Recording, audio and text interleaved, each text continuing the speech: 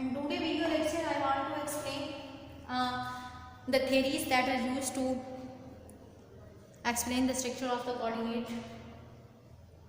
compound.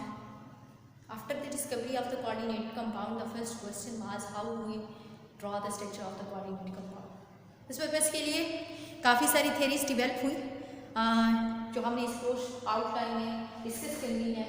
सबसे पहले आपके पास चेन थ्योरी है, देन आपने वर्नर्स कोऑर्डिनेशन थ्योरी,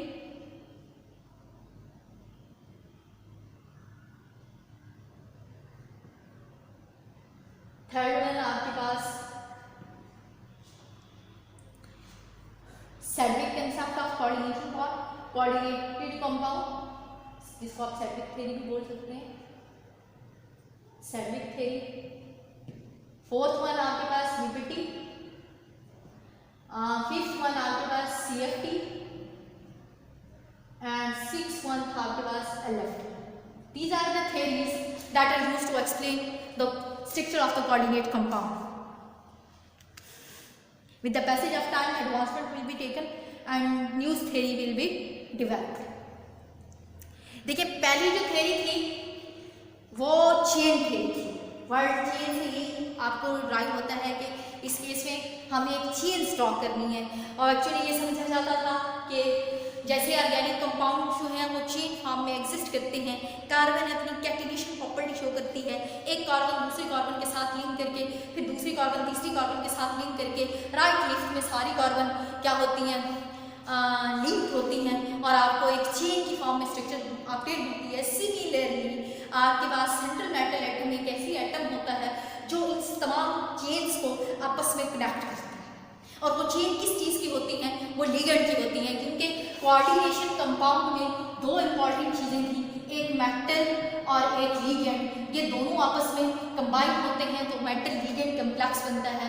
तो according to this theory related to the catenation property of the carbon, so central metal atom attach the ligand in the form of chain. कि ligand central metal atom के साथ इस तरह से attach होंगे कि वो चेन की फॉर्म में अटैच रहेंगे. ये थ्योरी थी.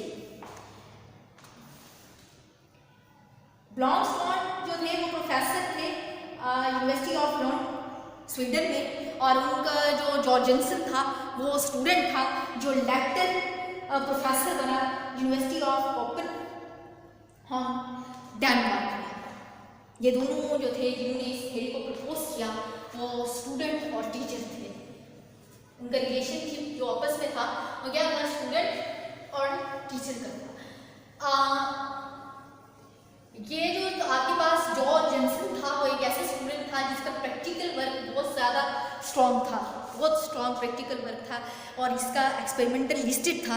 इसने अपना एक्सपेरिमेंट किया जब उसने कोऑर्डिनेट कॉम्प्लेक्स को इन्वेंट किया, डिस्कवर किया, तो उसके बाद उसने एक क्वेश्चन अपने टीचर के लिए छोड़ा कि how we can draw this structure, और उनके टीचर और स्टूडेंट ने मिल के एक थ्योरी बनाई. टीचर ने ये बोला कि आपके पास जो सेंट्रल मेटल एटम है उसकी स्ट्रक्चर को कैसे ड्रॉ करें. मैंने ये बात की ना कि मेन कंसेप्ट यही है कि आपका एक सेंट्रल मेटल एटम है जो चेन्स को अटैच करेगा. तो टीचर ने ये कहा कि सेंट्रल मेटल एटम किस तरह से चेन्स को अटैच करेगा. जैसे आपके पास कोबाल्ट है, this is the central metal atom, और इसने अपनी चेन्स को अटैच करना है. कोई भी चेन है लिगेंड की, तो वो कितनी चेन को एट अ टाइम अटैच करेगा. अगर उसके साथ जितनी नंबर ऑफ लिगेंड होंगे उतनी ही चेन को अटैच करेगा. नो, तो जॉर्जेंसन वो जो ब्लॉन्सटाइन थे उन्होंने ये बोला था कि सेंट्रल मेटल एटम जो होता है वो एक वैलेंसी को सेटिस्फाई करता है, उस वैलेंसी के अकॉर्डिंग अपनी चेन्स को अटैच करता है. मतलब ये कि द प्राइमरी वैलेंसी, जिसको आजकल के दौर में प्राइमरी वैलेंसी थी, उस वक्त कोई भी कंसेप्ट प्राइमरी वैलेंसी नहीं था. उसने कहा कि जितना सेंट्रल मेटल एटम की टेंडेंसी होगी दूसरे बॉन्ड बनाने के लिए उतनी ही उसके साथ चेन अटैच होगी, तो एक टाइप की वैलेंसी होगी. लेकिन जॉर्ज जेनसन ने ये बात की, उसने कहा, उसने थोड़ा सा मॉडिफाई किया और अपने टीचर के साथ डिस्कशन की. उसने कहा ये बात आप बिल्कुल राइट कहते हैं कि जो आपकी सेंट्रल मेटल एटम होगा वो नंबर ऑफ चेन्स को अटैच करेगा, बट चेन्स आपस में एक न्यू वैलेंसी से अटैच होगी. ये कंसेप्ट यूज़ करके उन्होंने स्ट्रक्चर ड्रॉ की.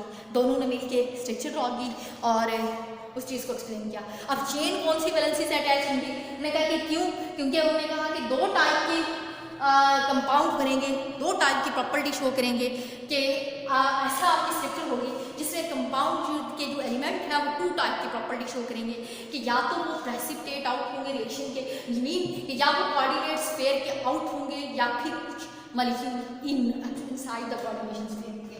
मीन उन्होंने ये कहा इन सिंपल वे, उन्होंने कहा आपके पास एक सेंट्रल मेटल एटम है, वो फर्स्ट ऑफ ऑल तो डिसाइड करेगा कि कितनी एटम उसके ऊपर उसके साथ अटैच करेंगे। लेट्स सपोज आपके पास कोबाल्ट है 3+ आयन, तो इसने डिसाइड किया कि इसके साथ 3 चेन्स अटैच हो सकती हैं, और वो जो चेन है वो उनकी भी अपनी वैलेंसी होगी और उसी से वो अटैच होंगे। वो चेन पर डिपेंड करता है कि वो किस तरह से अटैच होंगे। वो कभी ऐसे नहीं होगा ऐसा नहीं होगा कि अगर 6 अमोनिया मॉलिक्यूल हैं या व्हाट्सएवर कितनी भी अमोनिया मॉलिक्यूल हैं तो वो किस तरह से अटैच होंगे, वो भी अपनी कोई वैलेंसी रखते होंगे तो अटैच होंगे। तो ये जो चीज़ों को यूज़ करके, इन दो कंसेप्ट को यूज़ करते हुए कोबाल्ट के डिस्कवर्ड कंपाउंड की स्ट्रक्चर को ड्रॉ किया गया। So at that time cobalt को write hexammine, pentammine, tetrammine and triammine was discovered. CO could write hexammine और उसके बाद cobalt could write pentammine and cobalt could write tetrammine and triammine was discovered. सबसे पहले तो ये बात देखनी चाहिए, जब उन्होंने कहा कि दो टाइप की वैलेंसीज हैं, अब वैलेंसीज की भी बात की, उन्होंने कहा दो टाइप की अटैचमेंट हो सकती है, एक तो कोबाल्ट अपनी वैलेंसी सेटिस्फाई करेगा और दूसरे लिगेंड अपने साथ भी वैलेंसीज को सेटिस्फाई कर सकते हैं। जब ये बात की गई तो उन्होंने क्या कहा, उन्होंने कहा कि हमारे इस कंसेप्ट के अकॉर्डिंग, क्योंकि कोऑर्डिनेट कंपाउंड की ये टेंडेंसी है कि जब इसको आप डिसॉल्व करते हैं वाटर में, इनकी प्रॉपर्टीज थी वो ऑलरेडी पढ़ चुके थे प्रीवियस लेक्चर में, मैंने आप एक्सप्लेन की। जब आप इन्हें डिसॉल्व करेंगे तो ये कभी भी अपनी आइडेंटिटी लूज नहीं करेंगे। इसमें से कुछ पोर्शन होगा जो इनाइनिक फॉर्म में चला जाएगा और कैटायन जो होगा वो एक कम्प्लेक्स ही रहेगा। कभी ऐसा नहीं होगा कि cobalt 2 3+ ion, chloride 3+ ion plus 6 ammonia molecule, इस तरह से कभी भी कुछ नहीं होगा, ये ब्रेक डाउन नहीं होते। तो उन्होंने कहा कि इनकी जो ब्रेक डाउन ना होने की प्रॉपर्टी जो है, जो इनकी आइडेंटिटी नहीं लूज होती, वो क्या होगी, वो हम इस चीज़ से कंफर्म करेंगे कि ये क्लोराइड आयन कितनी, किसी भी सॉल्यूशन में how much chloride ion will be dissociated, तो इसका हम प्रैक्टिकली प्रूफ देंगे। तो ये चीज़ जॉर्ज जॉनसन ने जब अपने टीचर से डिस्कस की तो उसको बहुत अच्छी लगी और उसने इसी बेस पे एक्सपेरिमेंटल एविडेंस की बेस पे इनकी स्ट्रक्चर को एक्सप्लेन किया। तो अब हमें क्या करना है कि वो एक्चुअली करना ये था कि उन्होंने इसको डिसॉल्व किया सॉल्वेंट में और वाटर यूज किया और उसके बाद उसने एक प्रेसिपिटेटिंग एजेंट ऐड किया जो इस पता चले कि ये वाले chloride ion how much ionize, इनके पॉजिटिव, ये वन नेगेटिव स्पीशीज है, ये पॉजिटिव स्पीशीज है, कितनी आयनाइज होंगे। तो तब देखा गया वो कौन सा सॉल्यूशन है जो क्लोराइड आयन को प्रेसिपिटेट करेगा, ग्रुप 1 रेडिकल है, तो सिल्वर नाइट्रेट को यूज किया गया। तो इस केस में 3 क्लोराइड आयन क्या हुए, प्रेसिपिटेट हुए। मीन कि आपके पास जो प्रोडक्ट है वो 3AgCl और साथ उन्होंने कहा कि आपके पास CO6NH3 बनेगा, CO6NH3। मैंने कहा ये एक्चुअल प्रैक्टिस में होता ये है कि ये इस तरह से होंगे और ये ऐसे होगा। उन्होंने कहा कि जो आयन इधर बाहर होंगे वो प्रेसिपिटेट आउट होंगे, जो अंदर होंगे वो चीज़ प्रेसिपिटेट आउट नहीं होगी, ये चीज़ जस्ट होगी। लेकिन उसने इसको इस फॉर्म में कभी भी एक्सप्लेन नहीं किया। उन्होंने कहा कि ये एक्चुअल प्रैक्टिस में इस तरह से होंगे, CO6NH3 और Cl, और ये सारे के सारे होंगे एक ही एटम के साथ अटैच है in the form of chain. अब इस चेन को कैसे बनाया जाए, उन्होंने कहा कि ये जो प्रेसिपिटेट आउट हुए एक्चुअली ये वो आयन थे जिनका कोबाल्ट के साथ स्ट्रॉन्ग बॉन्ड नहीं था, जिनका कोबाल्ट के साथ स्ट्रॉन्ग बॉन्ड नहीं था। कि अगर कोबाल्ट एक है आपके पास और इसका स्ट्रॉन्ग बॉन्ड नहीं होगा तो ये डिस्टेंस पे लाई करेंगे, जितना ये डिस्टेंस पे लाई करेंगे उतना ये बॉन्ड वीक होगा, उतना ही सिल्वर क्लोराइड उनको पिकअप करेगा और प्रेसिपिटेट आउट हो जाएगा। तो ये कंसेप्ट बिल्कुल क्लियर था। उन्होंने कहा actually cobalt are not directly attach to the chloride ion, अगर डायरेक्टली अटैच होते तो इनकी प्रेसिपिटेशन में क्या होता है, डिस्टर्बेंस क्रिएट होगी। तो ऐसा कुछ नहीं है। तो 3+ आयन डायरेक्टली किससे अटैच है, अमोनिया की चेन से, और वो अमोनिया की चेन जो है वो क्लोराइड आयन से अटैच है, और वो इक्वली अटैच है क्योंकि आपकी प्रेसिपिटेशन इक्वल रेशियो से हुई है। तो कितनी अमोनिया वाली है आपके पास 6, तो NH3, फिर NH3 2, और इधर से देखिए NH3 2 4, NH3 5 6, इस इधर भी आपके पास एक क्लोराइड होगा, इधर भी एक क्लोराइड होगा, इधर भी, ये सारे क्लोराइड और प्रेसिपिटेट आउट होंगे, और आपके पास पीछे कौन सी मिलेगी, 6 अमोनिया की चेन, जिसको मैंने बोला कोबाल्ट.6 NH3। ये आपको क्लियर होगा। बहुत अच्छा लगा उन्हें, इस चीज़ की एक्सप्लेनेशन हो गई का वेरी गुड। और इसी कंसेप्ट को हम यूज़ करें फॉर अदर कोबाल्ट के कंपाउंड के साथ। जब 5 का देखा गया, यहाँ उन्होंने 5 यूज़ किया, तो उनके प्रेसिपिटेशन का कुछ इस तरह से रिजल्ट हुआ। यहाँ 3 प्रेसिपिटेट आउट हुए थे इस हाथ में, तो उनके प्रेसिपिटेशन का कुछ इस तरह से रिजल्ट आया कि यहाँ 2 प्रेसिपिटेट आउट हुए। अब उन्होंने देखा, उन्होंने कहा कि एक्सपेरिमेंटल एविडेंस इस बात को क्लियर करता है कि 2 कोबाल्ट हुए हैं, तो जो कोबाल्ट क्लोराइड आयन जो होगा वो डायरेक्टली अटैच होगा कोबाल्ट से, that's why it's will not precipitate, because जो डायरेक्टली अटैच होगा उसकी स्ट्रॉन्ग फोर्स ऑफ अट्रैक्शन होंगी, वो इजीली इस AgNO3 उसको एक्सट्रैक्ट नहीं कर पाएगा, इस वजह से वो पार्टिसिपेशन प्रेसिपिटेशन में नहीं देगा। तो उन्होंने कहा कि ऐसे करें कि एक कोबाल्ट को डायरेक्टली अटैच कर दें और बाकी आप एज इट इज रख लें। आप 2 1 2 4 और उन्होंने कहा 6 इसे कर दे, एक को आप NH3 करके 5 हो गए। ओवरऑल आपके पास कंपाउंड ओके हो गया। इधर आप 5.5 NH3। तीसरी पर प्रॉपर्टीज क्या है, तीसरा कंपाउंड कौन सा आया, वो आपके पास आया 4 का। अब 4 के केस में आपके पास क्या हुआ कि प्रेसिपिटेशन का रिजल्ट कुछ इस तरह से आया कि एक ही क्लोराइड आयन प्रेसिपिटेट आउट हुआ। तो इट्स मीन कि यहाँ 2 थे, जब उन्होंने कैलकुलेट किया तो यहाँ एक ही आया। इट्स 4 इट्स मीन कि आपके पास जो 2 क्लोराइड आयन हैं वो डायरेक्टली अटैच हैं और एक अमोनिया के साथ अटैच है, उसकी फोर्स ऑफ अट्रैक्शन वीक होगी 4 अमोनिया के साथ और वो प्रेसिपिटेट आउट हो जाएगा। तो कुछ इस तरह से स्ट्रक्चर बन गई। 1 2 3 Cl। अब यहाँ तक तो क्लियर होता गया एक्सपेरिमेंटल एविडेंस और साथ प्रैक्टिकल थ्योरेटिकल इक्वेशन या थ्योरेटिकल स्ट्रक्चर ओके होती है। जब 3 की बारी आई तो यहाँ प्रॉब्लम क्रिएट होगी। प्रॉब्लम कुछ इस तरह से क्रिएट होगी कि 3 अमोनिया के मॉलिक्यूल के साथ जब ACCl के साथ रिएक्शन किया गया तो कोई भी प्रेसिपिटेशन नहीं, नो पीपीटी। ये कैसे पता चलता है, आप एक फ्लास्क लें, उसके अंदर इसका सोल्यूशन बनाएं और सिल्वर नाइट्रेट ऐड करें। सिल्वर क्लोराइड का व्हाइट कलर के प्रेसिपिटेट होते हैं, तो नीचे अगर व्हाइट कलर की कुछ चीज़ आपको ऑब्जर्व हो तो आप कहेंगे प्रेसिपिटेशन विल भी ओके, अगर नहीं हो तो नहीं ओके। तो जब उन्होंने देखा तो कुछ भी नहीं हुआ, उन्होंने कहा इसकी स्ट्रक्चर कैसे होगी। उन्होंने ड्रॉ करने की बड़ी ट्राई की। उन्होंने कहा कि अगर हम ये देखते हैं कि इन तीनों को डायरेक्टली अटैच करना चाहिए तो 4 अमोनिया कहाँ जाएगी। ये ऐसा तो नहीं हो सकता कि 3 डायरेक्टली अटैच हो तो अमोनिया किधर जाएंगे। अमोनिया किसके साथ अटैच होगा, कोबाल्ट जो है वो 3 बॉन्ड ही बना सकता है क्योंकि उसके ऊपर +3 ऑक्सीडेशन स्टेट है। तो उन्होंने बड़ी मुश्किल से उन्होंने कहा कि होगा ये स्ट्रक्चर ऐसी होगी NH3 NH3 NH3, ये वाली स्ट्रक्चर क्यों होगी Cl, लेकिन ये क्लोराइड प्रेसिपिटेट नहीं होगा, ये इनएक्टिव होगा। How it is inactive and why it is inactive, it's don't explain by Jorgensen and Blomstrand. दोनों से ये एक्सप्लेन नहीं हुआ कि ये इनएक्टिव कैसे होगा। अगर आप ये कहते हैं कि ये इनएक्टिव है तो वो जो तमाम क्लोराइड आयन थे वो भी इनएक्टिव हो सकते हैं। आप किस तरह से प्रूफ देंगे इट इज इनएक्टिव। पहली limitation, the first limitation in this theory was arises due to explaining the structure of cobalt chloride triamine complex.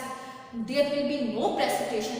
Jorgensen and Blomstone don't explain the reason why it don't precipitate in the reaction.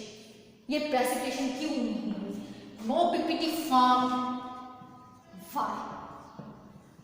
This was the question and first limitation.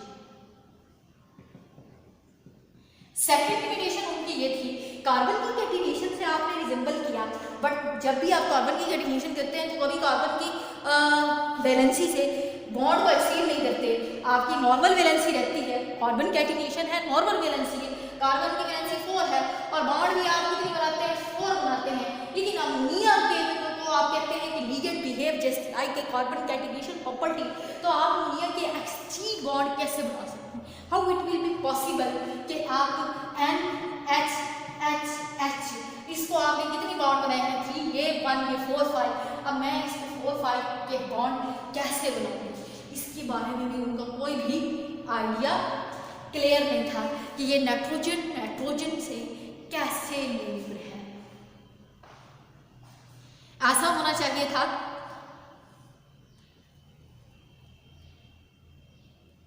कि अगर वो ये कहते कि nitrogen से linked है, तो इस चीज़ को अगर वो एक्सप्लेन करते तो उनको ये बताना चाहिए था कि नाइट्रोजन के 2 हाइड्रोजन डिस्ट्रैक्ट होंगे फॉर्मेशन के दौरान, तो अगर डिस्ट्रैक्ट होते हैं तो ये कम होने चाहिए, there will be no reason.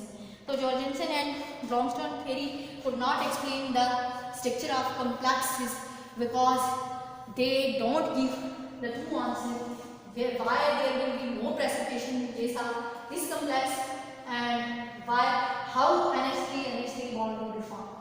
Now valency how it will be satisfied, it's not explained by Jorgensen and Bronston theory. So simple ये रिपीट कर देती हूँ आपको।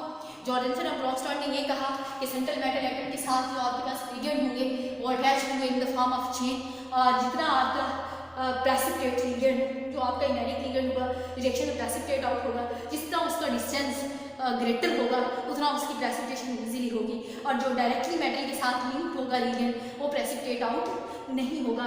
इसी थ्योरी को मद्देनजर रखते हुए हेक्सामाइन, पेंटामाइन और ट्राइमाइन कोबाल्ट क्लोराइड की स्ट्रक्चर ड्रॉ की गई और that's final structure was CO for hexamine NH3 Cl NH3 Cl NH3 Cl। ये आपके पास कोबाल्ट क्लोराइड हेक्सामाइन की थी फर्स्ट ये स्ट्रक्चर। पेंटामाइन की आपके पास जो स्ट्रक्चर इस थ्योरी के अकॉर्डिंग रिपोर्टेड है, एक क्लोराइड आयन की प्रेजेंटेशन नहीं हुई, 2 की हुई, तो आपके पास कुछ इस तरह से स्ट्रक्चर आई NH3 Cl NH3 Cl। ये आपके पास 2 2 4 एंड इसको 5, ये आपके पास आई थर्ड तीसरी आपके स्ट्रक्चर फोर्थ में आपके पास जो प्रेसिपिटेशन की अमाउंट थी वो आपके पास 1 थी एक्सपेरिमेंटली 3 प्लस, तो उस केस में 1 नहीं, तो ये NH3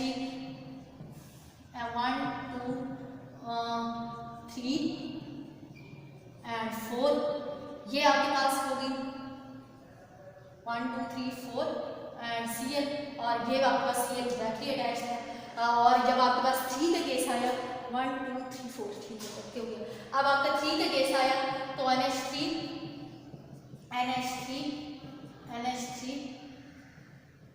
Cl और यही स्ट्रक्चर है, लेकिन इसके एक्सप्लेनेशन ना दे पाई कि there will be no precipitation.